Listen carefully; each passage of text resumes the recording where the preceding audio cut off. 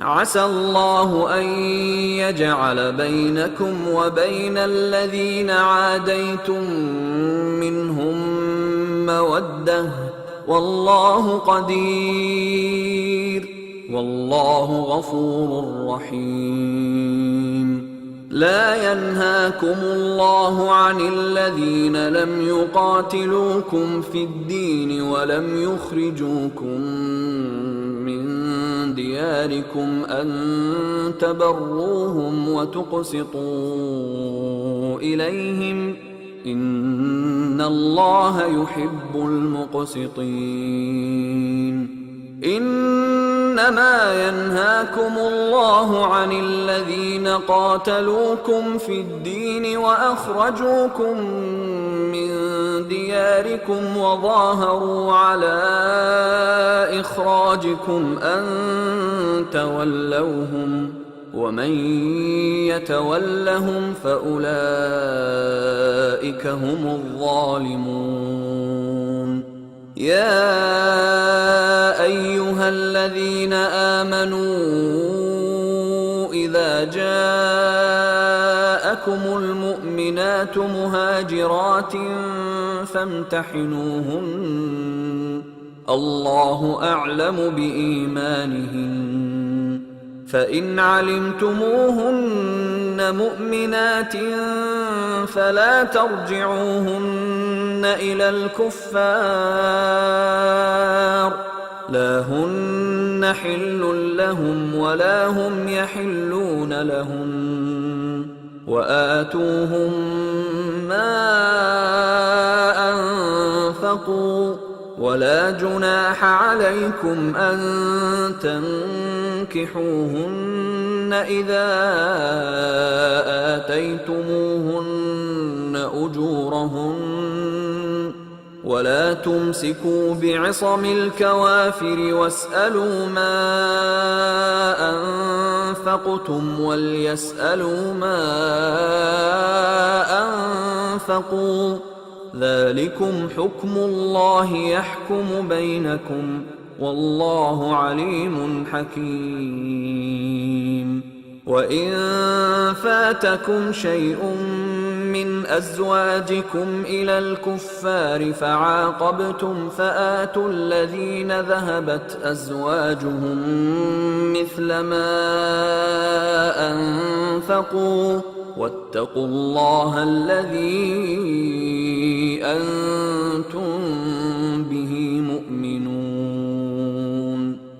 يا أيها النبي إذا جاءك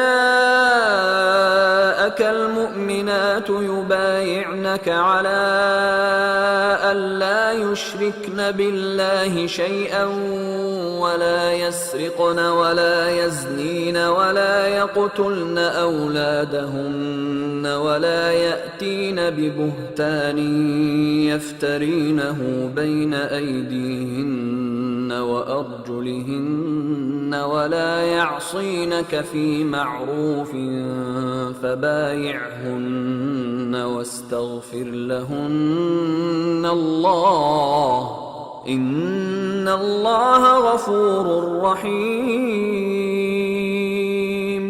يا أيها الذين آمنوا لا تتولوا قوما غضب الله عليهم قد يئسوا من الآخرة كما يئس الكفار من أصحاب القبور.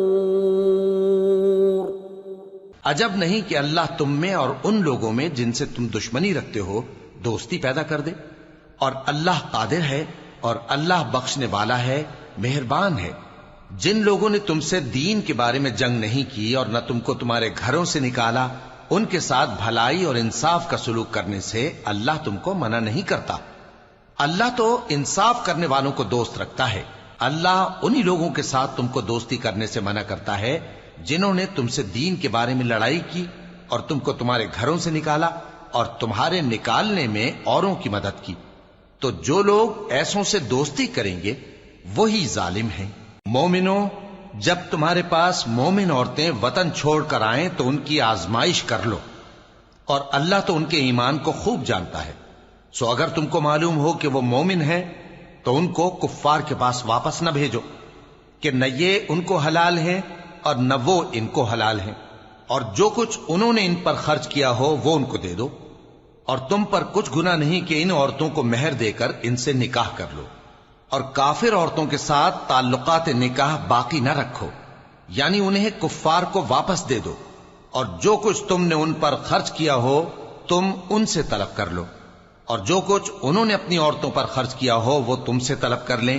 یہ اللہ کا حکم ہے جو تم میں فیصلہ کیے دیتا ہے، اور اللہ جاننے والا ہے، حکمت والا ہے. اور اگر تمہاری بیویوں میں سے کوئی تمہارے ہاتھ سے نکل کر کافروں کے پاس چلی جائے اور اس کا مہر وصول نہ ہوا ہو، پھر تم ان سے جنگ کرو اور ان سے تم کو غنیمت ہاتھ لگے، تو جن کی بیویاں چلی گئی ہیں ان کو اس مال میں سے اتنا دے دو جتنا انہوں نے خرچ کیا تھا، اور اللہ سے جس پر تم ایمان لائے ہو ڈرتے رہو.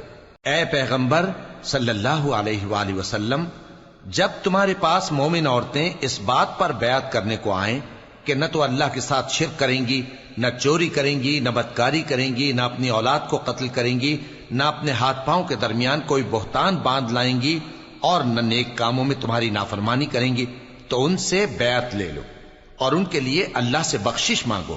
بے شک اللہ بخشنے والا ہے، مہربان ہے.